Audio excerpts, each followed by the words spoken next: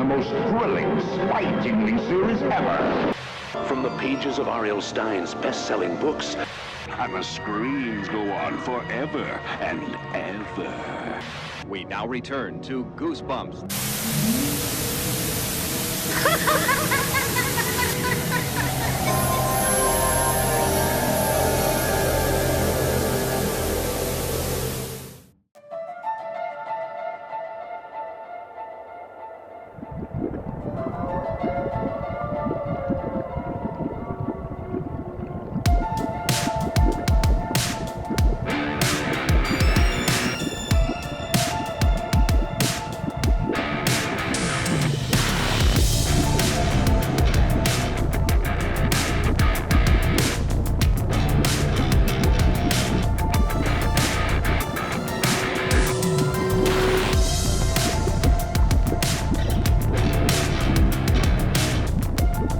Come see us at Citycon in San Antonio, Texas, September 27th and 28th.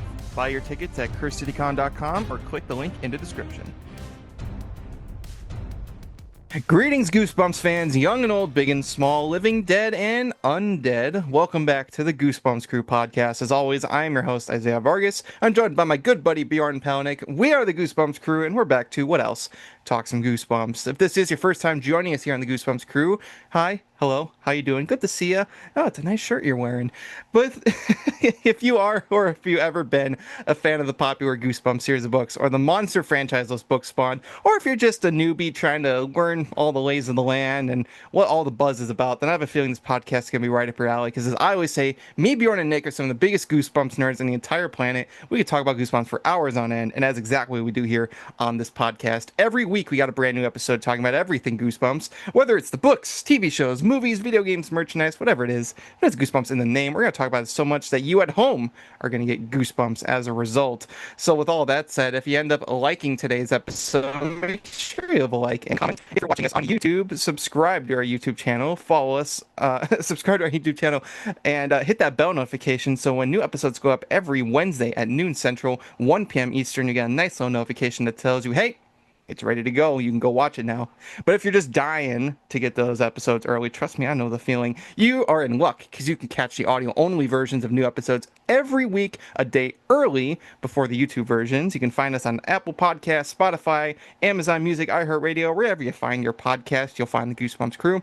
And of course, you can follow us over on social media, Instagram, Twitter, TikTok, Facebook, just to name a few. And you can follow Bjorn and Nick at Goosebumps Saucy Fan and Sean, respectively, on their social medias and YouTubes. All those links are in the description below, so check them out. Join the Goosebumps Crew today, become a crew member. We appreciate in advance for your support. But podcasters beware, you're in for a scare. And joining us here once again on the Goosebumps Crew Podcast, we're very happy to welcome back Mr. Cody Leach from Cody Leach Reviews on YouTube. Cody, thanks for joining us. No problem. I have to know, do you read that off of something or do you have all that memorized? Because that was impressive. That's from right up here. Wow. Took a lot of trial and error to memorize that. Lots of bumps along the road. That's why you need the 5 seconds of silence to be like, just okay. It's like Jim Carrey in Ace Ventura. Like, yeah, sometimes I feel like a little lightheaded after all that. I did. I was just listening. I was like, wow. yeah. But we're very glad to have you back, Cody. As always, as I've said, I'm actually a huge fan of your work over on your YouTube channel and all that. So it's always just an absolute pleasure. Thank you. Absolutely. And today here on the podcast, we are talking about, of course, Goosebumps. And as we said before, this year marks the 10-year anniversary of the first Goosebumps movie starring Jack Black, which came out on October 16th, 2015. So, of course, we're going to be doing some episodes covering that, including this week's topic. But something we figured would be a little fun is to not only look at Goosebumps 1 and 2, but really take a look at some of R.L. Stine's other films, or at least the other films based on R.L. Stine's work. Of course, there's the Goosebumps movies, which went to theaters, but then there's also the Fear Street movies that have been perusing over on Netflix. And then there's a few other direct-to-video movies. So today we figured that we would just kind of give our thoughts on some of those R.L. Stine movies. And since, of course, we always talk about Goosebumps, we're going to save that for last, just so we can get to talk about some of the other movies, including the Fear Street movies. So, a little background. In 2021, there was a trilogy of movies based on the Fear Street book series, not based on any particular Fear Street book, but 3 different movies that came just a few weeks apart from each other. Fear Street 1994, Fear Street 1978, and Fear Street 1666 all came in the summer of 2021. So it was like right during that peak streaming COVID era where it was like the perfect time to watch a movie on Netflix. And then just a few months ago, we got the 4th installment, Fear Street Prom Queen, which also came to Netflix. And I guess the best place to start is with those movies because apart from Goosebumps, they're the biggest franchise that R.L. Stine's written, and so far one of the biggest movie franchises attached to his name. And since Cody, you're our guest today, we're going to start with the first Fear Street trilogy. Would you be able to give us your general thoughts on what you thought of that trilogy of movies? Yeah, I enjoyed them. I wasn't quite as high on them as it seemed a lot of other people. Like when it came out, it felt like that was like the new hot thing. And I think part of that was probably just because it was 2021 and we were so movie starved. It was like, oh my God, something decent, thank God. and so I thought it was a cool idea that had a lot of potential that I was like, okay, Netflix is pretty shaky with quality, but this was pretty good. I look forward to seeing them like turn this into a recurring series. Womp womp. We'll get to that 4th one. But yeah, I got screeners for this one, so I didn't have to do the wait between them. And so I just watched them, I think, like 3 days in a row. First one I actually thought was pretty good. It was 1994. Was that one? 1994.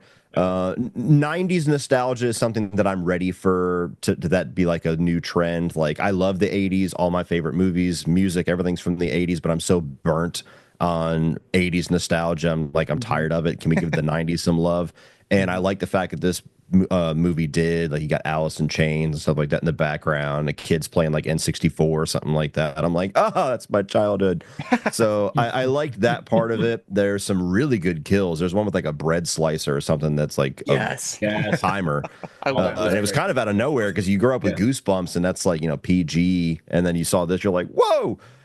So that was a great kill. It sets up a lot of interesting things to be played out for the next 2 movies. I wasn't as high on 78, which seems to be most people's favorite of the 3, the one that was like the camp slasher. To me, just like how I'm burnt out on 80s nostalgia, I'm very much burnt out on people trying to recreate Friday the 13th. Like, let's just do the camp slasher, and it just very few of them can really capture what was cool about those. And so this one fell on a lot of tropes for me. I thought the ultimate twist of I forget the actress's name, but she's from Stranger Things. Her being the main character by the end of it, I thought that was pretty obvious because of who they cast. I'm like, well, clearly she's the only notable name here. So that didn't quite land for me, but I thought it was fun enough. And I'm one of the oddballs that I can't exactly remember specific story beats because it's been since 2021 since I saw it. But when I watched all 3 of them, I actually liked 1666 the best. Because it was the period piece. I thought it was so different, and I liked kind of the witchcraft and the curse stuff and everything that was inside of that. So it was such a breath of fresh air from what I typically get from horror that I took to that one where it seemed that most people, at least in 2021, liked that one the least. So like my ranking was like opposite of everybody's, where it was 2, 1, 3. But yeah, so overall, like as a trilogy, I was like, okay, that was pretty good. Like I wasn't in love with it, but I liked the idea. And this seems like something that Netflix could drop like one a year. And then they waited 5 years. Yeah. Kept going with it, Yeah. I definitely have to agree. And actually, I will start by saying I actually do agree. I actually do think part 3 is my favorite too, because like you said, it is such a breath of fresh air. Because the first 2 parts are definitely capitalizing on the slasher genre of horror. Part 1 definitely has a large Scream influence with taking place in the 90s, and even the opening scene with the Skullface killer is very reminiscent of Drew Barrymore and Ghostface. The very first scene. Felt like I was watching a Scream. Exactly. It really just. First, I was like, oh yeah. It was borderlining on rip-offs status. That was Maya Hawke that was in that opening too, right? Yes, that was Maya Hawke. She played the first girl. It honestly, she had a lot of that like Drew Barrymore energy to her. Like Yeah, just and the for fact that it's Netflix Maya Hawke. too. Yeah, and for Netflix too, she's kind of one of those notable names. So they're very much playing on that. Like, here's your main character. Just kidding. Yeah, exactly. I do remember seeing just her like that. It's definitely that one still of her kind of like clawing away. Like that was everywhere for a while. So it makes you think like Drew Barrymore in Scream, just like, oh, she must be the main character. Nope. Mhm. But it's nice when you do that. yeah, oh, Killing off the main, definitely. you think 'Cause- is the main character. What was that movie? There was a film that was kind of like that, but they kept killing off who you thought was going to be. Oh, Feast. That's the one I'm thinking of. And there would always be someone would come in, you think they're going to be the hero, and then they get killed, and the next guy comes in, oh, I'm the hero, and then he gets killed. And like literally the film starts with a guy running in like covered in blood, and he's just like, I'm the guy that's going to save all of you, and then boom, he gets killed like straight away.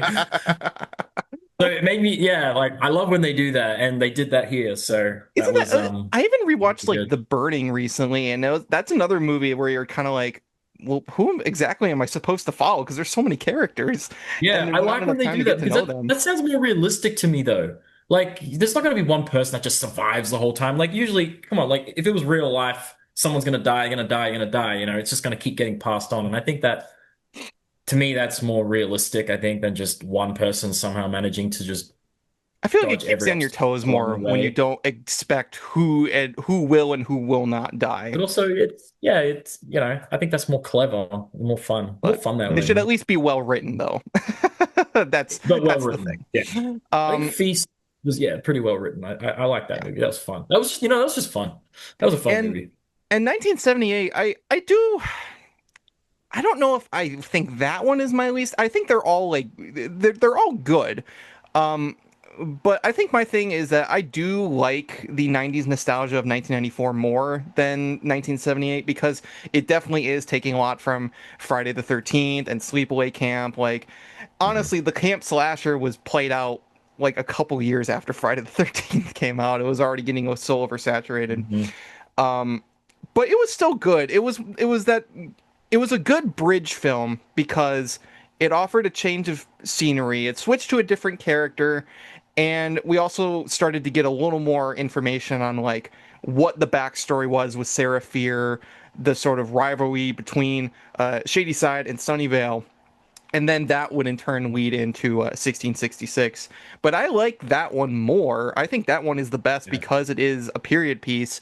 And I feel as a finale too, because the first half is that 17th century period piece, and then the second is wrapping up the entire trilogy. We go back to 1994, and I felt like it actually kind of stuck the landing. I figured like it wasn't perfect, but it brought everything together. I feel like it did what a good finale to a trilogy should do, because there's been trilogies that really do shit the bed sometimes, like when That's it comes crazy. to We all agree Alien on the 3. third one being the best.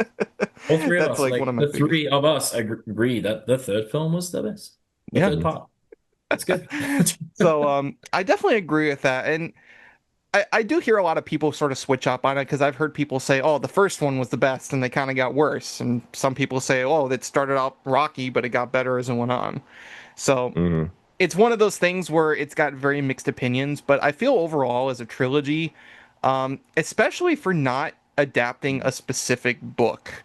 Like, I remember when I heard about that and I was kind of like, well, why is it called Fear Street? Because you're not adapting anything, you're just taking the name. But I There's feel quite like, a lot of books too. There's quite a lot of Fear Street books actually. well, So they could have definitely. What and it literally done makes it anything. extra ironic considering the fourth film because that one I thought was going to be good because it was adapting a book and well, not really. But Yeah. I But who felt knows like what's yeah, I felt like it captured the essence of Fear Street. Like that's how it worked as an adaptation because it took some of the campy cheesiness of just R.L. Stine's basic writing. Because Fear Street may be for adults, but it's still pretty cheesy. But I felt like it worked. It was definitely one of the. It's something I could definitely see younger like teens getting into as like that sort of like first horror movie. It's gory. There are some gory kills in these movies, and there's a lot of them too. It's so funny going from like Goosebumps and all the different stuff that was being adapted for media, and then here comes Fear Street with its sex and its violence and everything like that. It was a very much a departure from Fun Goosebumps. stuff. Awesome. Yeah, it was like, oh, yeah, this is what we want to see as we grow up. Yeah. But Bjorn, what did you think of the Fear Street trilogy? Yeah, like you guys, I think the third one was my favorite out of the three. But then again, I like the 70s. I'm a big fan of like 70s music and that kind of aesthetic. So, I did like the second one as well. I think, but if I had to choose an order of what was my favorite, yeah, I would have to say part three, part one, because the 90s has my heart. And then, yeah, part two would be my least favorite, even though I also do like the 70s as well. But yeah, no, I'm gonna have to say that's probably how I would rank them as well. But I would love to see. I mean, we've had Fear Street movies now, we've had Goosebumps movies, but I would love to see some of R.L. Stine's other books adapted, like Blind Date or The Babysitter. Because he had some other Right. amazing books that were bestsellers before Fear Street. That was kind of when he settled on like a series. Like, okay, we have a series now, but these were like standalone sort of books that he had done, and I would love to see them. They were basically like Fear Street, but I would like to see some more of those, in the future, like something different, It's interesting But too, yeah, because the Fear Street Saga series was sort of like a spin-off. It's interesting because people are, well, why is it like set in? I've met people who are like, well, why is it set in like the 17th century? It's like, well, there were Fear Street books that were set in certain periods of time, and that was they're the all Fear over Street the Saga place. series, which would do like period pieces too. So it's like, well, it's not out of the ordinary. So Yeah, like it'd another way be it it'd sort be of nice subtly to adapts. see some of those other ones, like because then we're really delving then like into something a bit different. We're going down a rabbit hole then. Yeah. But yeah, no, I would say yeah, my ranking's pretty much the same as you guys for the three movies. Hmm. And but then there's that other movie. Do we have to talk about that one? Prom I think we do. Do we have to? Like, Yeah. okay. So, Fear Street Prom Queen came out just a few months ago, earlier this year, and the general consensus is that it was very highly anticipated because it was adapting the Prom Queen book from Fear Street, and what we got was a super generic, super by the books, and just really not well done slasher movie that just did not have a candle to that first trilogy. The Cody, one what that's were your based thoughts? off the book is not great at all. Yeah, Like, okay. Cody, what did you think of Prom Queen? Yeah, I was looking forward to it because, as I said at the trilogy, I was like, okay, this should be a nice little yearly thing. And I was shocked it took them 4 years to make another one. And so it was finally coming out. I actually had two different people that I'm friends with saw it early and they loved it. And they were putting it above a lot of horror movies that I have like near the top of the year. They're like, dude, wait till you see it. You're going to love it. Like, it's got the best soundtrack and it's so cool. And so I was like, holy shit. Okay, cool. Maybe they took their extra time and they're like, we're not fucking around. We're going to do like a great fourth one. Hmm. Mm. And then I watched it and I'm like, what fucking movie did you guys watch? Like, did you get the wrong screener? Like, to me, it was the most cliche, lazy, devoid of creativity thing that I mean, among a few others that I've seen all year. I mean, Yeah. first off, like when you have the premise of all of the candidates for prom queen are being killed off one by one, and one of them who's like the queen bee, head bitch of the high school hasn't been killed yet, like it took me like within the first 10 minutes to be like, I think I know who the killer is. And then, nailed it. Added in with, we were saying before we hit the record button, like I was a big fan of Chris Klein's work back in the 90s and the early 2000s and his comedies and stuff. And so it was cool to see him. And his performance was so off. I'm like, either you're just like really bad as an actor now, or for some reason they told you to play it this way, which totally tips me off that something's weird going on with you. Oh, he's the father of the queen bitch. Okay, Yeah, I think I know who the killer is. And so you have that, which is a big problem. When you have a whodunit type mystery and the mystery is just garbage, it sucks a lot of the wind out of the room. And then, you know, the aesthetic of the movie is like the most generic surface level 80s nostalgia. It's like, just give everybody big hair, make things colorful, make sure that something that played in the 80s is on a marquee somewhere, which they did do Phantasm 2, which was cool because usually it's something a lot more generic. A movie I know you're very much a fan of. Very much. So there's 1 star for them. They acknowledge Phantasm 2. And then the soundtrack, which, like, if I was to list 15 80s songs that are the most overplayed 80s songs in every single movie that takes place in the 80s, I think they got 13 out of the 15 in this movie. And so, like, for me, it's just weird when you do that. It's like, you know, these artists that, even if they were one-hit wonders, there were other things that were on the radio besides White Wedding and Betty Davis Eyes and, you know, these other songs that just every 80s movie has. Yeah. And the one thing that could have redeemed the movie, which is true for most slashers, is if you deliver with the carnage. If you have great kills. And they didn't. They had one that was mildly amusing where a dude loses his hands and he's trying to, like, use his nubs to open the door, but that's like 2 seconds. All the other kills are, you know, just somebody has a meat cleaver or whatever, or it's stabs, and it was so uninspired. So by the end of that movie, I was like, what the how did that take you 4 years? If that came out 4 months later than the trilogy, I would understand. 4 years to do that? Why? Yeah, it makes it more insulting because it's like, what the hell did you spend all that time doing? Yeah, literally, like, my thoughts on the movie, pretty much what you just said. Like, I was gonna say about Chris Klein too, because I loved Chris Klein back in the day. I watched a lot of his movies, and even some of the more, like, unheard of ones. You know, like, I used to think he was a pretty good actor when he was. I think when he was younger, he was just a better actor. But as an adult, it just he seems kind of off with his performances lately, like some of his more recent work. I think he recently played in the Flash series, maybe, or one of those. He was in some TV show recently playing a villain, and it was so bad. Like, he was terrible in that. But yeah, I agree. I think that taking them 4 years to make this, you know, they had, like, time. Do you know what I mean? And it didn't hit really any beats for me at all. Yeah, I don't know. What do you think I said to add to this? I mean, I don't really even want to talk about this one, but, you know. What I will say is that there are times when there's a slasher movie, like, slashers are not that hard to enjoy. Like, it's not that hard to, like, even if the movie is bad, to make a slasher movie that at least has, like, entertainment value. And I just don't think this movie had any entertainment value to it. Like, again, there was that one kill with the guy with the nubs. Like, that was funny. But even what you were saying, Cody, about just kind of, like, being burned out on 80s nostalgia, this is a prime example of just, like, God, stop with the 80s nostalgia. It's so done.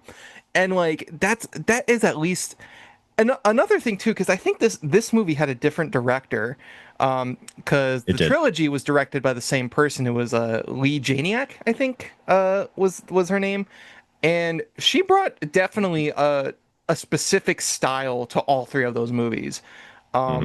And especially because each of them had a different time period. So you had 1994, which took place during the 90s. So there was a lot of that 90s culture. Great. 78 had a lot of that, you know, summer camp in the 70s, you know, sleepaway camp, Friday the 13th. And then 1666 was, like, during the Puritan time. So it had a lot of that aesthetic going on for it. So each movie at least felt different. Like, no matter how you felt on them, they felt different from each other. Technically, they've done the 70s, the 80s, and the 90s, and the 1600s now. They've done, you know, what's the next Fear Street? There's a big jump between that and the 70s, but we get a 50s Fear Street movie. Like, that'd be kind of cool. They're all teddy boys, like, doing their wearing their little jackets. Like, that'd be the next one, right? That'd be cool. Yeah, I think I'd watch that one in, like, they're all, you know, that'd be cool. It'd be a movie with early, like, 2000s nostalgia. Yeah, exactly. Honestly, we're in 2025 now, so early 2000s is going to be the next, like. I'm not ready for that. I'm not ready for that. Remember the 2000s? Yes, I remember. It was like a week ago. Exactly. And we'll be playing, like, PlayStation 2s, like, PS2s. Certain people are already making me feel old. I just got reminded the other day that the Wii came out, like like freaking 18 years ago. I'm like, no, I mean, no, it shit. When you didn't. said that the Goosebumps movie was 10 years old, I was like, was it? That doesn't sound right. Yeah, Yeah, no, I hey, remember seeing that movie 9 like years old for yesterday. me. Came out in January of 2016. Thank you. I Nah, was literally, but I when didn't it even was have released, pizzas yet at that time when that movie came out. It's like, it's not yeah, yeah. possible. Uh, But no, enough of Prom Queen. my biggest issue with Prom Queen is just we have to talk about it. My biggest issue with Prom Queen is just that it's Yeah, boring as shit. It's Hmm. so yeah, fucking boring. It's like, and that's sometimes that can be the worst kind of like, especially slasher movie, is like at least again at least have some entertainment value to it, and it just doesn't. It's so by the Hmm. numbers. It's so like just cookie cutter. We've seen it before. And even down to just the prom angle, like we've seen Carrie, we've seen Prom Night, we've seen all these different movies that all these different movies that take place on prom done better. hmm And even with like even with 1978 having those ties to Friday the 13th, it wasn't as egregious as some of this. Like at least it had like the angle of the Sarah Fear ongoing story and to sort of like tie it all together. And this movie, yeah. I think, takes place in the same. It takes place in a Shady Side, so it takes, I guess, place in the same continuity.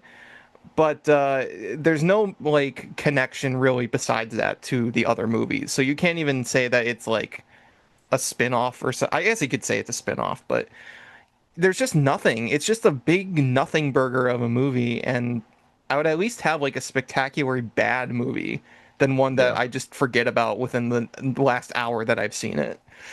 Troll 2. Yeah. Troll 2. The But best, worst, best, worst movie of all time. I do want to go back to talking about some of those kills from the trilogy because you already mentioned the bread slicer one, which even seeing that for the first time, I was like, holy shit! Like Yeah, that was it kind was of gnarly. it was gnarly, and the effects were really well done. Hmm. Like it was so good. You see like the camera like going through it as it like starts slicing, and then you see the aftermath just bread face. And then it's followed up immediately by another character just getting axed in the head. And it's Mhm. like it's a movie that doesn't slow down. It's like holy fuck, we're on the move. Hmm. And I even thought it told like a really good ongoing story. The idea of having two towns, one that gets like all these different tragedies, it has terrible luck, people dying all the time, and then this other town, that has nothing of the sort. It's like perfect McPerfectsville over there. Makes for a really good conflict with a lot of the characters, explored in all three parts, and definitely makes for a pretty. I don't want to say it was a shocking reveal, but it was an interesting reveal of like who the big mastermind behind it all was. Hmm. And even just like filling in the blanks of, it's not just 1994 or 78 that these like killers were amok. Like there's been killers popping up for years. Like I just remember that one kid, I think Billy was his name. He just beating this person with a bat, and they would always cut to that. And it was just always so funny to me. So it definitely delivered on the carnage candy with those three Hmm. movies, and that it just makes it all the more disappointing with Prom Queen. Yeah, Troll I know. Queen, It's dude. like if anything, you would think, okay, if the story sucks and it's pretty generic with the nostalgia, then you guys must just have really good kills where you're like, we don't have to do anything else. Kills got us. Nope. Yeah. Nope, not at all. And No, that's when I like, when I think of a prom movie anyway, I think of Carrie, like the original Carrie Yeah. film. That's to me, that's like the top tier hmm in that, yeah. realm. And then like Prom This Night, just even Hello Mary Lou Prom Night 2 is like at least has That some one's interesting solid. stuff. It's a pretty solid Yeah. sequel. Um, yeah. it's just like if you're gonna do the prom angle, first of all, try to adapt the book because I don't think this has like anything to do with the original book besides the name. So that's even more like baffling in a way. But like either do that Mm. or just try to stand out. Like just try to do something different so it just doesn't seem like so by the numbers. But at this point, I feel like we've probably made our point. You know, the In case you haven't figured it out, it sucks. it sucks. We hate it. It's Sorry, Chris Klein. yeah. I'll say it again. Sorry. Well, and it's Just make interesting, another too. American Pie film. You'll be fine. Another thing that's interesting too is that Netflix. This is really Netflix's first like big horror franchise. I remember when I saw your review, Cody, of Prom Queen, you were like, "This could be like this. This could have been the start of a big like new franchise for horror streaming." Because Netflix hasn't had a ton of like really successful horror movies. I know Bird Box was getting like attention for a was a good while. one. Yeah, it was pretty decent. Besides, I mean, that's the only one I could really think of that was Netflix exclusive. Wasn't there? Oh, I don't know if this was a Netflix exclusive one, but there's one where they go to like some fun house and there's like all these clowns. It's on like Halloween. It's like they go there and they're Is it people like a dressed in theme clown. park? I feel like I've heard of that. It was almost like a theme park. They go to this like building. There's like no one there, and there's It's just like a clown something standing hell. there, and he, It like, had lets hell in the them name. in. I think so. And he like lets them in, Hellfest. and they think they're going Hellfest, through like that's a it. haunted house. Haunted Was house that a or Netflix something? movie Yeah. though? I thought that was like a limited release I don't theater. know. It was. I don't. If there's something else on Netflix, then Oh, yeah. But the- yeah, Hellfest wasn't. The babysitter movies. That's the other one I was trying to think of. Love those. Yeah, Love those those. ones are good. I thought those ones were pretty good. Yeah. But yeah, so like this could have been great. They could have, and there's tons of Fear Street books. Like they could have been pulling. Honestly, they could have made like 20 of these movies and still had a lot more Wait, did smoke you to see go. there's babysitter movies like R.L. Stein babysitter? Not R.L. Stein. They were. I was gonna they say were, like because I was like, I'd like to see those. What? You know? But okay. Yeah. But I mean, I hope this isn't the end. Like if I would like to see another Fear Street movie that actually does, turn out a good product. Because I'd like to see more of them. I did like that trilogy. I thought it was good. I didn't think it was amazing. They need to find Good. people like us that have read the books and know what the fans want. I feel like they never get the right people to adapt these things, you know? Well, that's the thing. Yeah. It falls on if you have a good director and a good writer and a good cast. Like it takes a lot. In a way, it takes a village to make a good movie. Get like a hardcore fan in that room too to help, you know? Like what would they like to see here? I just get Could you one of imagine us if we to were be in in that there, writer's man. room for the Like we could Goosebumps just movie? be there. If we were if we were in that Goosebumps movie writers room, my God, that would have been a different film. Like it would have turned out so differently. Or they Like, probably would have just like I know, right? tricked us into a cellar and locked us down there until the movie was done. Yeah. They're annoying. They won't stop I complaining. have my idea for a Goosebumps sequel film, and it hasn't been made yet. And it is the best idea. All the original manuscripts, the Tim Jacobus paintings, Mhm. all the characters come out of the paintings, like as they are in the books, and you see all the ink dripping, and they come out. You know, like because that's the Yeah, that next would be angle cool. here. Done the manuscript thing. Now they're coming out of it, and now they got to find Tim Jacobus to paint one big canvas with all the monsters on it. That's good. To He's capture gonna them have a all. sore wrist That's after a cool that. idea. Let's do that. And I'd be like, Tim, you just have to play the role because, you know. Yeah, I don't know who they would get to put. It's so funny, and we're gonna save this for our big breakdown for when we get to it. But I just got to say, how funny is it when you just heard that Jack Black was gonna play R.L. Stein? Like, First time I heard that, I was like, no, like that's kind of wrong well, I was choice. just kind of like, Jack I did Black think that at first because I was for like, R.L. Stein? R.L. Stein, Jack Black, like I don't see it. I didn't see it in my mind at all. Mhm. Yeah. Like, I mean, it When was you see funny, what R.L. but Stein's like in real life, it just kind of like doesn't. That just doesn't go together. I didn't see it at all. I was like, I don't know about that. Are we just going for A-list star power here? Is that what we're doing? Like, that's how I looked at it. That's how I saw it anyway. But Yeah. No. I don't think there's anything else to really touch on Fear Street. The trilogy, it's good. Go check it out if you haven't already. 7.5 out of 10. Yeah, I'd say that's about it as an overall trilogy. It Prom was Queen, pretty good. 4 out of 10. 4 Yeah. out of 10. And then Prom Queen, Mediocre. Yeah. don't watch that movie. Yeah, 4 out of You're 10. gonna waste your time. 4 out of Go 10. watch It's Carrie not- or it's not Prom quite Queen or past. Prom Night. Go watch Carrie, 1970. Yeah, John Travolta, Carrie. Go watch that. Yeah. If you're a real Goosebumps fan, you know the best time to dive in is after dark when it's quiet, eerie, and every creak in the house suddenly matters. GFuel helps you stay in that zone. Clean energy, no crash, just enough boost to keep your head clear and your nerves steady through every creepy episode. Grab yours at gfuel.com or click the link in the description and use our promo code GBCREW at checkout to get 20% off your entire order. Perfect for late night fear sessions with the Goosebumps crew. And thank you to G Fuel for sponsoring this episode. Great. Also, our producer told us that actually there is going to be a horror movie that is sort of a 2000s period piece. The Backrooms from A24 is going to be a 2000s period piece movie. So. See, we're getting to that point now. Our childhood, our actual not ready. childhood. The I'm 90s, not ready. we were babies. But I'm our not actual old. childhood, when we were kids, is going to be adapting soon. So yeah, we're going to start seeing that. Oh man, it's going to be weird.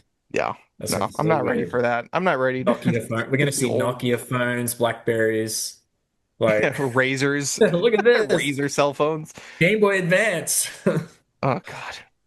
Yeah. Anyway, moving on. Besides the Fear Street and the Goosebumps movies, I will admit I'm not too familiar on many of the direct-to-video movies, but I guess it is only fair to run through them really quick. The one that I do know, however, is the 2007 direct-to-video movie R.L. Stine's The Haunting Hour. Don't Think About It. And I remember this movie because it scared the absolute shit out of me on Cartoon Network. So is this the one with Emily Osment in it? Yep, Emily Osment and Cody, a lot of like, Disney Channel, Nickelodeon stars, and Tobin Bell, funny enough. Yeah, that's right. I did see it. I just can't really remember it. It was when it came out. It's so funny seeing Tobin Bell in things that are not Saw. Like, and especially as I'm a big Saw fan, so it's just so weird to like see him in this movie and just like, that's just Jigsaw. He's doing the Jigsaw voice. That's just Jigsaw. You see that sometimes with older actors where they do a lot of different things throughout their career. Then all of a sudden, like in like what seems like would be the final stretch of their career, they hit it. And then now that's their performance. Like Liam Neeson was that for a long time where it's like taken hit. Now I'm just taken for the next 20 years. Yeah, it's just kind of like they become known. They have this whole lineage of work, and then just like one of the like last things they did, or like on the stretch of their the twilight years of their career, they get really, really big. Like, where were you guys like all these years ago? Because I went back and saw like Tobin Bell in Seinfeld, and it's such a different performance that it's so it's like weird. When you go back and watch Bryan Cranston's work before Breaking Bad, and it was all just like slapsticky stuff, and Malcolm he was so in the good at it, and but stuff like that. Yeah, Malcolm in the Middle. I love Malcolm in the Middle though, like that. See, that's childhood. That was like everyone was watching that. So I remember this movie. I believe it made like it was a TV movie for Cartoon Network, and it came out in 2007 when they were rerunning Goosebumps. So it was like, oh, you can watch Goosebumps, and then you can watch this new movie from the guy who did Goosebumps. And I just remember the imagery from this movie. I remember the scene like with this pizza guy, and he gets attacked by the monster. I believe, I don't remember what it's called. But it had like what was it? Bjorn, have you seen the movie? I saw it when it came out. I don't remember like jeez. Shit about it. The monster. I just remember thinking there's not enough Haley Joel Osment in it. It was missing the wrong Osment twin. Kid power like in this too. No. But no, I remember it being creepy though. It was I remember movie. The Haunting Hour just being creepy. Well, it's funny because the movie has essentially nothing to do with the actual TV series. But a lot of people remember the movie more because I think it just had more promotion, and it was on Cartoon Network, so it had like big promotion. I've got the DVD over there. There's a scene where this pizza guy is attacked by the monster, and it's also like, I think there's like the kid gets kidnapped and he's kept in like this giant web, and it's just really gross, slimy, disgusting like set of these webs, and the thing has like two faces. I just remember it scaring the absolute shit out of me as a kid. Flashes. I gotta rewatch that. I it was have so it. creepy. I really need to rewatch it because it was really freaking me out as a kid. Other than that, there are other R.L. Stine movies based on some of his other series. There were two mostly ghostly movies, Who Let the Ghosts Out and I think it's Have You Met My Ghoul Friend, which I believe were Disney Channel. And then there was When Good Ghouls Go Bad, which was, I think, the first Wow, movie we based didn't on get an R.L. those. Stine property. We didn't get any of those here, like mostly ghostly. Like I have not They seen were mostly direct like to DVDs TV. or anything for those movies here. Like I never watched them because I never seen them here. The only one Well, I saw was the Haunting Hour one. Like we got that on DVD. mhm. But I didn't see any of the other ones I around. will say Like Christopher Lloyd was in When Good Girls Go Bad. Like, really? yeah, Christopher Lloyd. I think he played the Wow. main villain, if I'm not mistaken, who's a He's done a lot ghost. of indie things though, outside of like, Oh you yeah, know, Christopher Lloyd's done a projects. lot of. Well, he's also done a lot of schlock. He's done a lot of big budget and indie film. Like he's done a lot of a mix. Yeah, Yeah, I'm not surprised he was in that, to be honest. and So then we got Monsterville Cabinet of Souls, which I think was another like straight streaming movie. I've never seen it. yeah, Um, see, yeah, I And haven't then, really. besides Prom Queen, the most recent movie from R.L. Stine was Zombie Town. 2023, it was limited release and it had Dan Aykroyd and Chevy Chase. Like, I remember I was all over the advertising. They were just like, hey, you want to do that R.L. Stein movie? Like, Based on a yeah, book that nobody talks about. you want to do that? Like, what did they do to get these guys? I'm curious. Did they actually read that script and go, huh, that's pretty Well, cool? knowing Dan Aykroyd, I think they just were like, "Hey, you want to be in a in a supernatural movie?" He's like, "Oh yes, I do want to be in that." Like, it's I so just remember random. how he was in Casper and he didn't even shave his mustache. Chevy Remember there was Chase. a joke Doug Walker made. It was just like it was like you couldn't even get Dan Aykroyd to shave his mustache. He's like, yeah, he was just walking by the set and we just told him that we would pay him. In fact, you can see him smiling as he went off screen. We were waving his paycheck off screen. Did you see any of these movies, Cody? I haven't. I've seen Casper. Yeah, I've Yeah, seen Casper. I'd Yes. rather watch Let's talk Casper about than Casper for a little bit. That was 90s. That's like Goosebumps. We can talk about that for a bit. We well, can that's we not can R.L. like Stine, I compare. think. Yeah. It is Oh interesting man. though, because Casper is also turning 30 this year, so it's another 1995 movie. But Wow. I always remember the Crypt Keeper cameoing in Casper. It was like Mhm. that scared me. But now I love It's Tales from the crazy. Crypt, Like so I remember being a kid watching that like 8, 9 years old. And I think Christina Ricci was like my first like crush ever at that age. And then all the girls were crushing on the dude. Oh God, he was Devon Devin. Sawa. Devin Devon Sawa, Sawa, yeah. yeah, as Everyone was Moon crushing. The girls were Casper. crushing on him. I was crushing on Christina back then. So yeah, no, I love the old Casper movie. That was great. Yeah, I thought it had good effects too. Like for early CG, like I figured they did it really well with the ghost effects. Hmm. Yeah. It was pretty good. I remember I saw Plus, it in theaters during COVID because they were replaying it, and it was the first time I saw the movie. And I was just like, well, I actually kind of was like there a this. second Casper movie that was not good There, There at was all? three. yeah, there There was was three. There three. was it Spirited Beginning and then Casper Meets Casper meets Wendy. Wendy.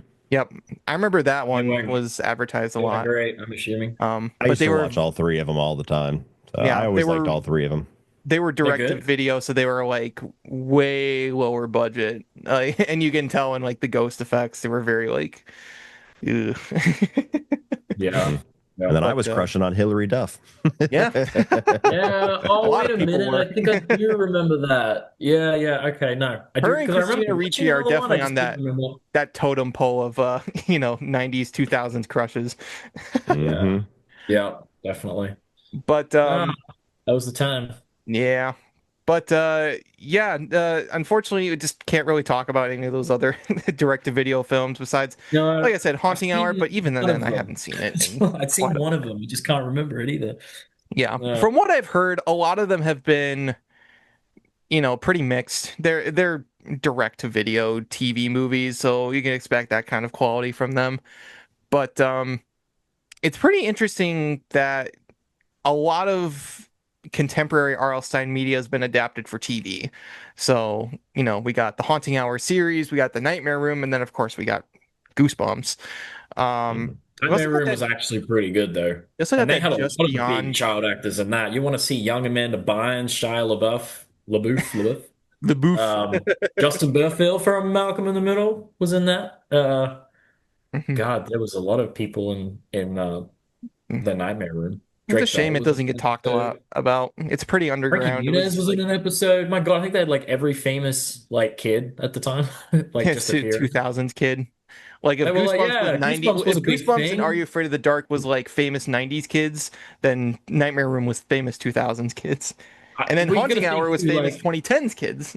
those kids that were in the Nightmare Room all probably watched Goosebumps, so they were like, hell yeah, like let's do that. Like this will be cool. They probably were Oh, excited to be a part of it because it was the next show, but it didn't really, I don't know, it didn't really take off, kind tag of on thing. to the Fear Street trilogy. I forgot to mention that a lot of Stranger Things actors were actually in that show, or in that show in those movies.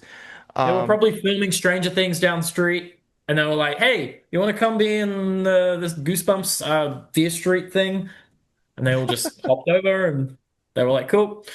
Yeah, it was pretty interesting how the cast filmed those movies because I think 1994's cast did that, and then they did 1666, and then Yeah, the 78 people did 1666 first, and then they did 78. So it must be interesting filming three movies back to back. I can only imagine, but that's probably why they reused actors so they they didn't have to struggle too much. yeah. But now we get to the Goosebumps movies, of course. The Goosebumps crew. We got to talk about the Goosebumps movies. Um, so, of course, let's start with Goosebumps 2015. Cody, let's start with you. What did you think of Goosebumps? I haven't seen it since theaters, but I really enjoyed it. I had just met my wife not too long before that, and we had moved in with each other. She had two kids, previous marriage, and so I was kind of just getting into the flow of dad mode. And that was one of the first movies that I think we watched like as a new family. And it was kind of cool because like Goosebumps was my generation, and this was like the first new thing I had seen in a long time for my kids. And like you, like on paper, Jack Black's playing R.L. Stine, and all the creatures are going to be in this little crazy thing. It's like this has the potential to suck hard. But I really enjoyed it. I thought it had the right idea to kind of embrace everything, tell its own story. You had a lot of little winks and nods in there with different things popping up for a second, and having Slappy be kind of the main villain, of course, was great. I like the moment where R.L. Stine and Jack Black pass each other in the hallway, and it's like, Mr. Black, Mr. Stine. So that was cool. I thought it had a lot of potential for a nice little franchise there by the end of it. Now, I never saw the second film because all I heard about it was that it was a huge drop. And if I'm not mistaken, I think Jack Black's barely in it. I could be wrong. So it just kind of felt like the typical thing where it's like, it's succeeded and now we're not going to follow it up with the effort it deserves. So I just never really bothered with the second one. Yeah, But yeah, the first one to me was a nice little surprise. I enjoyed it. same here. Yeah, it was I guess Bjorn, I'll let you start because I've been talking a lot lately. Oh, we're talking the Goosebump movie now. Okay. Uh, no, I saw it in theaters. Okay, I still have all my stamps from the ticket stamps. I have about like 15 of them. I did not see it that many times, I promise you. Some of them are other people's. No, I really, really enjoyed the first movie because you know what it was, though? It was also the excitement leading up to it. Mhm. Being the Goosebumps fan since you were 5 years old, and then, oh my God, they're making a film. But yeah, like I said earlier, when I first heard the news, I was so excited. But then when they said Jack Black, I was like, I don't get it. I don't get Mhm. it. Why? Why Jack Black? He's nothing like R.L. Stein. I honestly just thought, why don't they just see if R.L. Stein wants to do it? Like that would have been really fucking cool if R.L. Stein was actually in the movie. And that's the thing. He's like, yeah, but I'm not. He was claiming he's not an actor, but I'm like, dude, it doesn't But matter. You he's not. are R.L. Stein though. Like That's the you just joke. played the role. People would love it regardless of how you talk. Like you are just playing yourself, so you're not having to act at all. If R.L. And Stine played himself, it would have been the best comedy ever because of how much so he good, can't. man. Like imagine him and Slappy going at it. Like that would have been so great. But no, I really enjoyed the first film. I do like the monsters that they chose for the film. Um, yeah, I just the little things. Like I like the opening intro. It was very like The Shining, Beetlejuice-esque with the car, like, and I love how I don't know if a lot of people actually caught on to this, but the Goosebumps logo that popped up was the logo that pops up on the first 19 books before it changes into the normal Goosebumps logo that Oh we yeah, know. They did that in the intro, and a lot of people I don't think noticed that. So they did I didn't even notice that, that. like for the nostalgia of like, remember they started like this, and then they changed into Yeah, the yeah, I logo. remember. They did that in the opening intro, and I thought that was so cool. Um, I was a huge fan of Dylan Minnette already because I think was 13 Reasons Why out yet? Well, no, he did like Alexander and the Terrible, Horrible, No Good, Bad Day. He did Let Me In, that Chloe He did Moretz Haunting movie. Hour. He I did think Haunting 13 House, Reasons so Why was It was just around after. that same it time. was around that time. I don't remember if it came out Yeah, before or after, but it was around that time. he was blowing up like at that time. Like I think he kind of peaked around there, like the Stranger Things. He did like Don't Breathe as well. So I was a big Mhm. fan of him. So I was actually really excited going into this too, knowing like he was in it. Mhm. Um, yeah, and I think they did a really good job of just making a fun family film. A little scary at times, obviously funny. So I think they definitely got the tone right, in terms of like I mean, I've said this a few times though. I think it needed to be a little more scary at times and a little less funny. I think the balance was not quite there, but it was pretty damn close. You know Mhm. what I mean? It was Mhm. very close. Like, I think my favorite scene of the whole movie was actually the graveyard scene. I really enjoyed that. When the ghouls are coming out of the ground, like Mhm. straight out of Night of the Living Dead. I think that was so cool. Mhm. I think the werewolf needed to be practical. I think the CGI werewolf, I don't know. It may have been too scary if it was practical though, but it looked really bad at times throughout the film, especially in the grocery store. It didn't look horrendous later on in the film when it was outside in like the darkness, but when it was that the bright lights in that grocery store, I was like, dude, this just looks kind of bad, like the werewolf. But I guess because it was kind of funny and the way they played it, you didn't really think too much on it. But yeah, no. And then the climax of the film, obviously, when all the monsters come out, I think that was really, really fun. I just wish the Haunted Mask got a little more screen time. You only see Carly Beth in the background like twice, kind of like skipping around. Mhm. I can't believe that the Haunted Mask did not get a bit of like more screen time than it did. I just Yeah. think that was Uh, ridiculous. I was like, it's like the most iconic book, basically. Like, and they treated it like I don't know. It's like, did they know at the time when they were making the film that the Haunted Mask was such a big part of Goosebumps nostalgia and people it's loved probably it? just Like, because there were so many different. Now it doesn't give them an excuse to not spotlight it, but they already had so many monsters to do, and um, yeah, if you could, one thing I noticed is that a lot of the ones they gave big focus to were the ones that were mostly CG, so they wouldn't have to CG spend a and lot of time with. Yeah.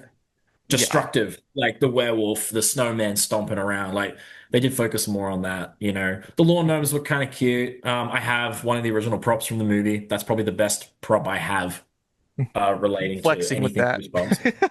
Yeah, yeah. Why do you have But what I can't? Slappy was my favorite thing in the movie, though. I loved Slappy in the movie. I Hmm. think he was really fun. I do think that they look. I get why Jack Black voiced Slappy because it was like his alter ego, because he is him. He comes from him. But I still think that I liked Avery Jones' Slappy voice a little bit more. Hmm. I don't know. I don't know. I think it was a little better. But And you could tell Jack was trying to do the raspy voice at times, like because there was some scenes where like Slappy first comes in, he's like, "Hello, Papa." He had that raspy voice because I always mentioned in the book how he had that raspy sound. So I think Jack might have actually read the book because he was kind of doing that a little bit. there are times though when he like when he yells, when he has to get like really, really loud with the slappy voice, that it just kind of sounds like Jack It's Black. just Jack Black getting mad. Yeah. So But I love the little scenes where he's just driving around in the haunted car and he's just throwing the books out the windows and he's just that having scene a was awesome. grand old time. And the Danny Elfman score, that's probably my favorite actual score in the film is when um yeah, Slappy's just driving around the town. He knocks out the cell tower. Yeah, I love that as well. That was really fun. So, but yeah, overall, it was just a fun film. I Mhm. mean, was it a masterpiece of a Goosebumps movie? No, but it was fun, and Mhm. I think they did enough. They Yeah. did enough. They Well, definitely did. I guess I'll be the Debbie Downer of this. I echo all the positives that you listed. Yeah, I mean, it's a really fun movie. I love going back to it. I try to watch it every Halloween. As a big like, definitely like a big reference to the Goosebumps series as a whole, and it is an interesting way to do a Goosebumps movie because there's so many books. So it's like, well, how do you do it besides maybe like an a la Creep Show or Twilight Zone the movie sort of anthology? It's like, well, let's just have an original story that brings them all together. I think it's very clever, even if it's, kind of bordering on Jumanji territory. It's like kind of Jumanji mixed with Gremlins and maybe Small Soldiers, I feel. It was felt like those three movies mashed. Yeah.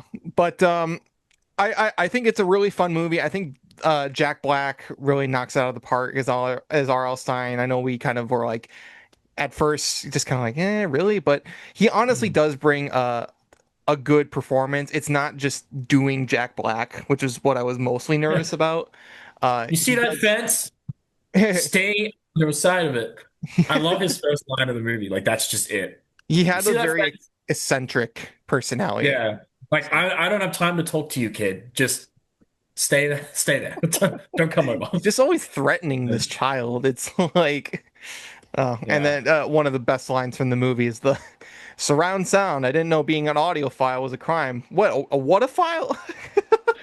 It's like, One damn, file. goosebumps. Whoa. I just remembered that reference in there. Jeez. But Oh. yeah, it was really good. I did like Slappy. I thought Slappy was a very fun villain. And I thought it was really cool to see all these different monsters. The lead up to release was cool. The Comic-Con appearance, you got to see them all come out and see all the makeup effects and everything like that. Since the positives already got brought out, I will bring up some of my personal negatives with the movie because, we're coming up on 10 years. As I do see the movie more and more, especially as a hardcore fan, there are some things I start to notice because like, and you touched on this, Bjorn, it's just not that scary. I don't really find the movie Okay. that scary. I don't even think a kid would necessarily think it's that The scary. only scene that did kind of scare kids a little bit was the graveyard scene, just a little bit. Because I Yeah. remember there was a mother, she came into my work and she went, that bloody Goosebump movie. My kids were terrified. Who thought it was a good idea to put zombies in it? And I went, oh, like it must have been that scene. So that scene was the only one that kind of had a little bit of Mhm. creepiness to it. But other than that, not really. Like it was just fun for the rest of the Hmm. film. And I thought that the time it takes between the beginning of the movie and when that first book opens up, I feel it kind of drags a little bit. I feel like there's a whole lot of stuff happening and not really anything being established besides, um, Love story. well, yeah, there's Bit of a love story, Dylan yeah. Minette's character and then Odea Rush, with their, I guess, romance. There's that. My thing is, I don't think they really have good chemistry. I don't buy them as a couple. Um, and the thing about Dylan Minnette is he's a great actor, but I thought his character was a little bland. She was always calling him like a scaredy cat, but I'm like, he doesn't really seem that scared. He looks like a. I also don't think that this would be the kind of kid who would be getting picked on in high school. like, like Ryan Lee's character, that I understand, but Dylan Minnette, I don't think anybody's going up and being like, hey, "What's up, Oh, nerd?" we haven't mentioned Champ yet. I just remembered. There's another kid in this movie, I do Ryan feel Lee. Ryan Lee like would get some good laughs. I felt most of the comedy was really mostly pulled off by Jack Black and Slappy, and the rest was kind of like I didn't think the ant character was that funny. I thought it was just kind of trying to focus on a stereotype of like, oh, isn't it so funny how out of touch grown-ups can be sometimes? It was just Yeah, like, there was a lot of bullying going on in the deleted scenes too. Like there was like two kids that were like bullying Dylan Minnette like so much. Well, I feel like Zach Dylan throughout. Minnette would beat the hell out of those kids. Yeah, like he was like a bully and everything else, and then he's like getting bullied in this. So I was like, it's kind of weird. Like I The thought most he'd be joy. unrealistic part of the whole movie. Yeah. Yeah. And I will say, as much as I love that there's so many different monsters, there's two issues I have. One is I feel like they focused on ones that are not that interesting. I don't find the Abominable Snowman to be that compelling or even that great design wise. And same thing with the werewolf or even the graveyard ghouls. Like it's basically just doing the zombie stereotype. But if you look at the original cover art for Attack of the Graveyard Ghouls, those things are just decomposed to hell and back. And it's like Yeah, something they like got like that would have flesh been cool. rotting off their Might faces have and been a stuff. little too gory for a kids movie, but just they just kind of didn't look that. I guess my point is there should have been a little more creativity. And I feel like some of the monsters that were pushed to the climax had a lot more of that pizzazz to them that I would have liked to see them more. Um, and it just doesn't seem like we did that. And Yeah. I said every another shot of Murder the Clown should have been replaced with the Haunted Mask. Like, because you see Murder exactly. the Clown like 4 or 5 times, like walk up to the right into the camera's frame. It And I'm is like, why ironic. didn't the Haunted Mask do that? Like, come up. Like, because then at least, Well, it is ironic that there was such heavy emphasis on a clown character, and this movie came 2 years before it. So, whereas yeah. like if it came out I mean, after it, Nightmare on I'd be Clown like, yeah, Street that makes just sense. came out, the book. So I think they were trying to be like, hey, new Goosebump monster. Here you go. But I Like, feel like my biggest problem with the movie is just that it's a very fun movie and it has a lot of references to Goosebumps. But in my opinion, over the course of like many viewings, it doesn't really feel like something that could be in a Goosebumps story. Like I feel like just the general vibe is not like as much like a Goosebumps story and more like, kind of references to Goosebumps. It's a lot of like mm, member berries, I guess, because it's just kind of like you remember that book, you remember that book, you remember that book, and it's fun, but the novelty kind of wears off after that initial excitement kind of goes away. I guess that's just the the unfortunate consequence of being such a hardcore fan and also watching it so many times. But that's my personal gripe. It doesn't ruin the movie. It just kind of makes me wish that we got something that was a little more faithful, I guess. Like we were supposed to, Cody, I don't know if you knew this, but we were supposed to get Goosebumps movies as far back as 1998, and they either could have been directed by Tim Burton or George Romero. Like we could have Hmm. gotten either of those two, and I feel like they would George have been. Romero was going to do Welcome to Dead House, which is Hmm. like zombie vampires, Yeah. vam zombies. What are they? They're zombie vampires. Well, they're Like zombies, but they they. die in the sunlight, That's what I mean. Like he like blended the two and together, they and only that's what want you get. blood. Probably because they can't have zombies eating flesh on a kid's show. Yeah, like and that George A. Romero, if he had directed a Welcome to Dead House film, that would have been so fucking cool. There Like, was even a script that I think was actually leaked. I know people found like the letter he wrote to 20th Century Fox, just being like, "Oh, thank you for giving me this opportunity," which makes it all the more sad that it that it didn't end up getting off the ground. no, It was and then supposed to be like him. this commentary on like it was supposed to be like this environmental commentary because that's just what George Romero does with his zombie movies. But man, it would have been so cool. Even Tim Burton, like Tim Burton was at his prime in the 90s, especially the late 90s. Nightmare Before Christmas and Beetlejuice and Batman and all those things. Like, could have been so cool. He nearly did a Goosebump movie. Didn't But happen. moving on to Goosebumps 2, this is probably still one of my biggest unpopular opinions, but I actually think I like it more than Goosebumps 1. Hmm. Um, Me personally, because it actually feels like a Goosebumps story. So, Okay. um, essentially, what the movie's about is uh, it's about these two boys and then one of the boys' sister. They're the three main characters. Jeremy Ray Taylor plays one of the boys, so he's coming off of the heels of it, and then Madison Eisman plays the main sister character.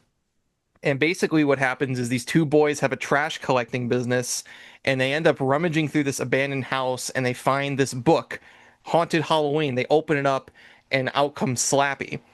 And Slappy reveals to them that he's alive, and he's like, "Hey, I want to be a part of your family. I'll do all this cool stuff for you." But it's revealed very quickly that a lot of his protection of this family is very like sinister So there's this one scene where the sister character has a boyfriend and she catches her boyfriend cheating on her at a party. And so Slappy overhears this and he ends up following this boy to the high school. He's alone in the Oh, auditorium and he's up on this ladder putting up a shelf. And then it just cuts to Slappy standing at the door, just like watching him. And then he, that was a creepy scene. I must admit, that was actually you'd like that scene actually, Cody. That was probably like a genuine like Night of the Living Dummy moment from like one of the books where uh-huh. he's just standing there. Yeah, that was good. And That's cool.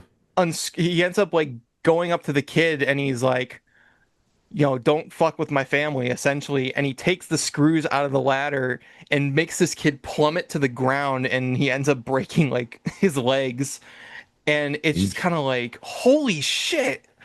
The Like, movie was good. I think the movie was good up until like the halfway point.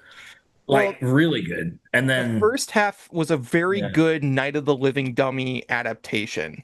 Like, it was yeah. very Slappy focused. It had him like creeping around this house at night doing stuff, and it was very much kind of like the what's the archetype? It's the Walks archetype of talks. like, I want to be your friend, but like if anyone messes with you, I'm gonna fuck them up. So kind of like the Like whole kill them. like Megan or even Really like hurt them. the Child's Play remake kind of had some of that. Um and but then they're like, no, we got to get rid of him. So he's like, all right, now I hate you and I'm gonna I'm gonna do bad stuff. Then the second half comes along and it's the stuff in the trailer. It's, oh, let's bring Halloween to life and we're gonna bring all these decorations. So it's another like big monster mash on a small town. That's when it started getting a little generic. But even then, I thought even that was done better because it's Halloween decorations. So you have like living jack-o'-lanterns that are shooting pumpkin seeds, and you have these ghosts that are flying about. Like just all these decorations. It kind of seems a little more interesting. I thought Slappy was a better villain. He's much more focused on than the first film. I thought the kids were more interesting because they're kind of like that. It harkens back to the '90s show. I feel like that's why I like it because it has that cheese factor to it. A lot of people have said, "Oh, it's kind of like a Disney Channel movie," but it's like, well, this movie for one got fucked over by the studio because they gave it a significantly lower budget. Um, and then Originally, we were getting Goosebumps Horrorland for the second movie. That was the. Remember they announced that yeah, Goosebumps Horrorland was coming, this and movie went I through was so some excited production for that. hell too. That'd be cool. Yeah. They were going to do it. Like, why did they get cold feet? I don't know. Mm. And it sucked. Like, This movie went through some production hell. It was like changing directors, it was changing well, scripts, the it was changing original cast. kids, they said they signed on. I remember Dylan Minnette saying, like, we signed a contract for 3 films. Mhm. So, and apparently they were all meant to come back for Goosebumps Horrorland. So I'm assuming the way the first one ended, when Jack Black gets sucked in, something was gonna happen there that Horrorland would be the thing, you Mhm. know? And they scrapped the idea and was like, no, we'll just set this in Which a, doesn't make sense years because the movie later. was a And success. So it's like, why did was they it? have such a little faith in the second one? Don't know. So It really doesn't make sense. It's like they looked at Horrorland and went, "Oh, this is too hard. We had to do a whole amusement park." Like, oh, why? great. Nobody has made like a really faithful Horrorland adaptation. The '90s show was like it was fine, but it wasn't like what the book was. And then the Disney Plus show was a giant pile of dog shit. So, but we talked about that long, like much enough. The Horrorland Um, part was, yeah, like yeah. the episode was titled "Welcome to Um, Horrorland." No, and Horrorland then in it. Cody, you were asking about Jack Black. He is in the movie. He he's basically kind of like a glorified cameo. Hmm. Um, at one point they call him and they're like, some really freaking weird shit's happening here. Like all these monsters are coming out, and it is technically like in continuity with the first one, which is even more weird because none of the characters besides him show up. Yeah. Uh, so basically, yeah, they call him, and then I guess it's kind of funny because basically the joke is he comes in at the last minute and like everything's already taken care of. Slappy's defeated and everything like that. And he shows up. He's like, "Okay, I'm here. What do you need me to do?" And they're like, we're done." Like, We're all It good. You just can felt go home. unnecessary. Like he didn't need to even be in the movie. Like, but Yeah. then there's a scene of him finishing a book, putting it away, Slappy's there. I'm like, they could have just had that scene right at the end. Like, but I don't know. Well, it's It was because he was weird. doing House with a Clock in its Walls at the same time, and that movie took precedence. So it was up in the air of Would whether he was Goosebumps even 2 going to have be been there or better if not. Jack Black was in the whole movie? Probably. Hmm. They So, probably would have made more money too. But but Yeah. I personally think the second one is better. Now, opinions may vary because there are some legit critiques with it still. It still is kind of retreading on the first film. It's not super scary. It tries more to be scary than the first one, which I will give props for. Um, it's not as funny though. I don't think the humor lands as well. You got Ken Jeong being like the weird neighbor, and he's like, "Oh my gosh, we're living a Goosebumps story." Like lines for the trailer, basically. Like you can just hear it. Yeah, his shtick gets old for me very quickly. Yeah, he's just kind of like, "I need to be extra because I'm Ken Jeong, and that's what you hired me for." He's like, yeah. "Oh my God, Scarecrow Walks at Midnight. That's one of my all-time favorite books," and I'm just like, That's all he was. He was there to be the reference to Goosebumps, basically. "Yeah." Like to reference the books. Like, yeah, they are actually a book series. It's a book Oh my series. God. And the goddamn gummy bears that were just, I got so sick of those gummy bears before the movie even came out. It's basically the The, gnome scene, but with gummy bears and the film done would have been worse. better if it just stuck to what the first half was doing. Yeah. Well, It would have it been a had better a movie. legit good movie on its hands. I just feel like it was like, no, we need to have all these monsters in here, otherwise people won't watch it. But it's like, No, but I think it you should have had a just been legit Slappy good kids trying horror to. film on your hands, and you Yeah. kind of I don't want to say shat all over it, but certainly didn't stick the landing, I don't feel. Um, Yeah. and of course the effects aren't as good. It's a lower budget movie, so there's a lot of moments where you're like, ugh, that looks like a PS2 cutscene on the big There was a screen. clear CGI slappy moments in this one. There's like three of them, and then you're so It's so obviously fucking there. I obvious. can't believe this one actually came out in theaters. I must be honest. I thought this was going to be a straight to DVD sequel, It was on the and no, it was borderline of like, how no, much it's coming out in promotion. theaters. And I'm thinking, really? Okay, I get to go see it on the big screen. Interesting. I went to the drive-in to see it. Like it even had a drive-in like early screening, and they had a Goosebumps coloring in competition at the theater where the film was being played. It was so weird. I was like, okay, this is kind of cool. But Uh, then, yeah, you our said the producer film. is bringing up that Stine was asked about a Goosebumps 3 back in 2024. And he said that that he's waiting by the phone. He hasn't heard anything. He'd said he'd want the Haunted Mask 1 and 2 adapted a little more scary and less funny. Um, and I think we were even talking about that before we started the show, is that it'd be cool to Yeah, actually have those adaptations of certain Goosebumps books as feature-length movies.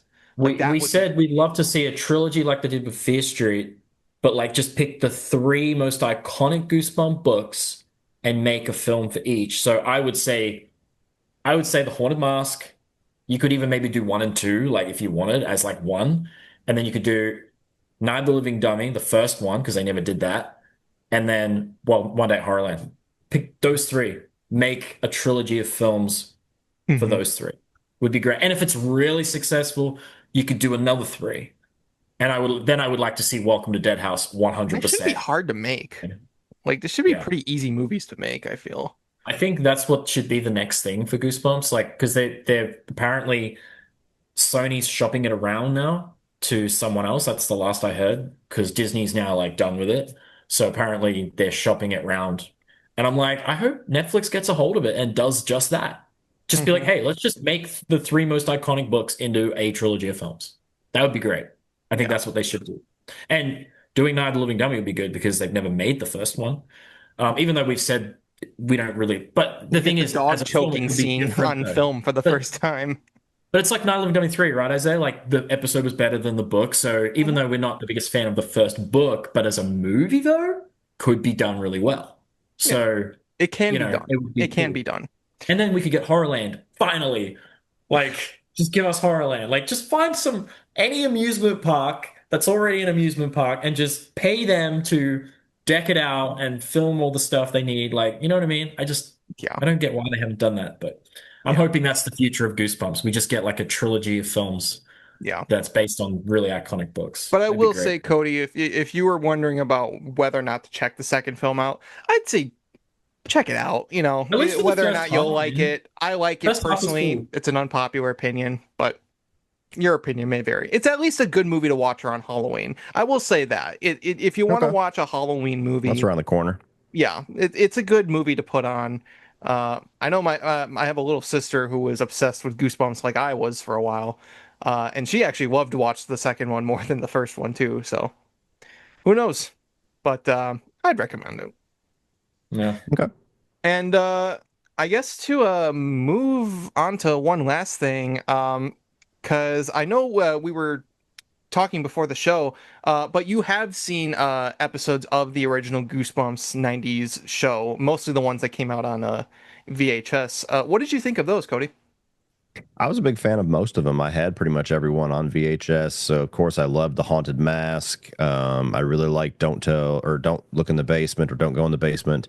Yeah. I really enjoyed Werewolf at Fever Swamp. I've always been a big vampire werewolf guy. I Hmm. actually had a Labrador that I named Vandal because of that movie.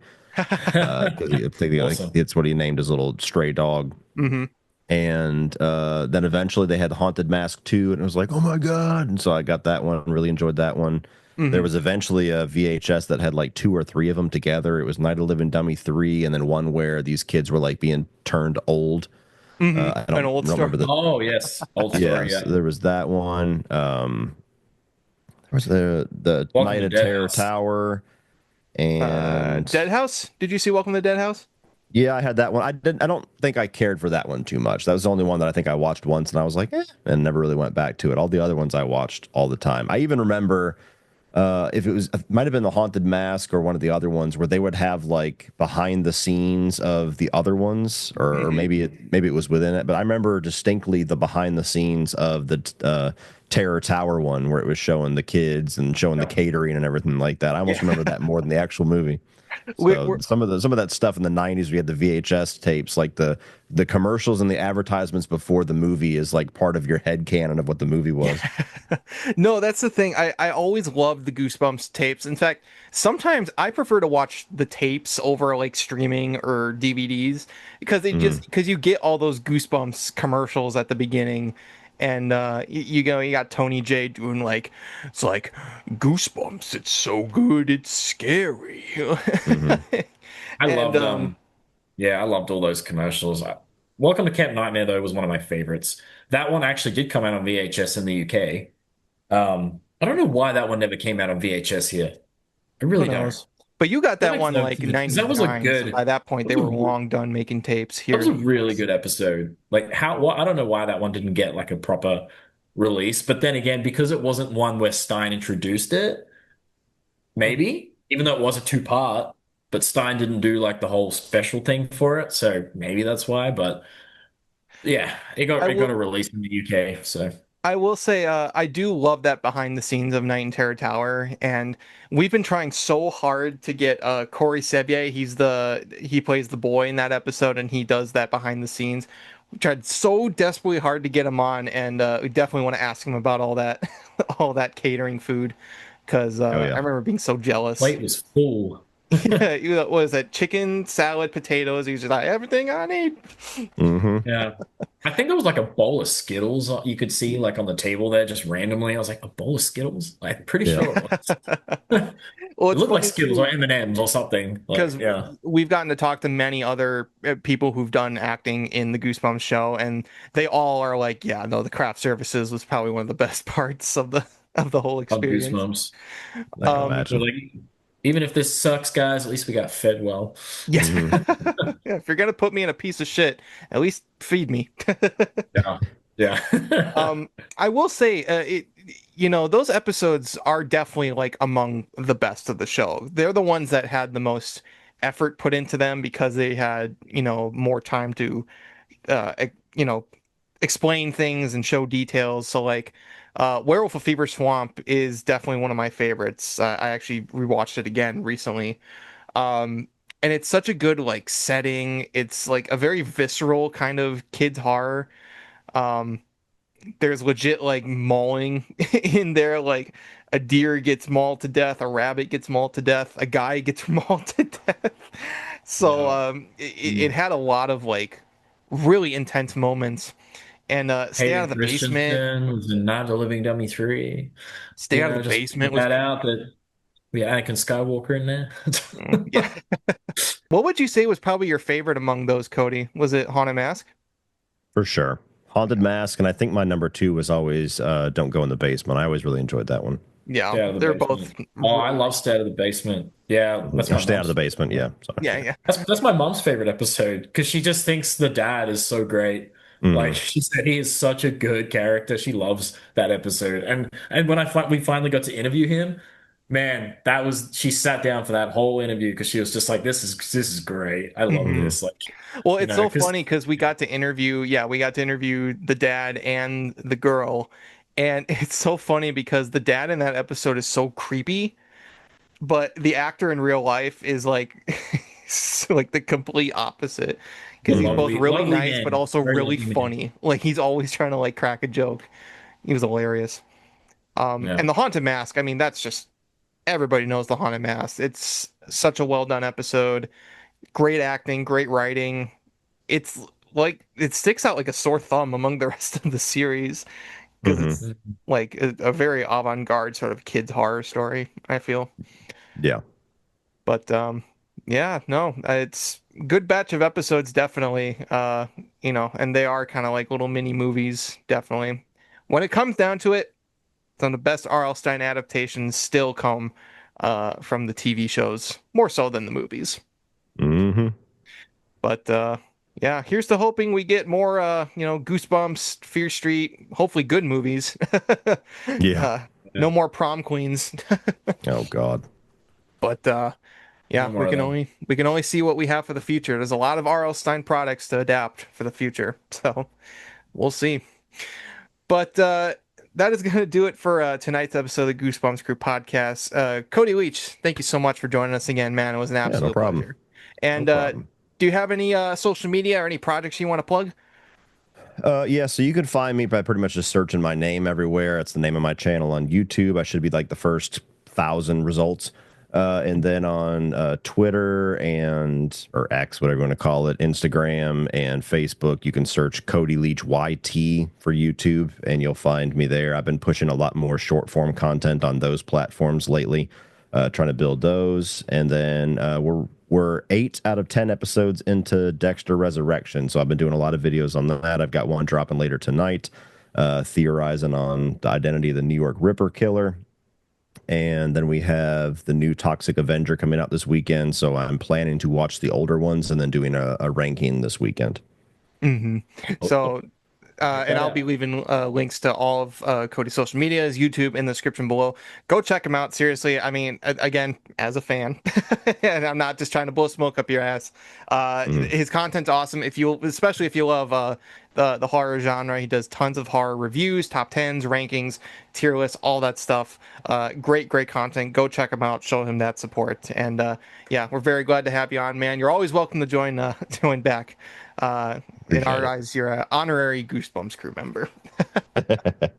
So, yeah, well, that will be in the description below, as well as, of course, you can follow Bjorn and Nick at Goosebumps, Ossifan, and Sean, respectively, on their social medias and their YouTubes. If you liked today's episode, make sure to like and comment. Subscribe to our YouTube, follow us on our audio platforms and social medias. All those links are in the description below, so check them out. We'll have another episode for you next week. But until then, this has been the Goosebumps Crew Podcast, and from all of us here, I want to wish you, as always, to take care, stay safe, and have a very scary day.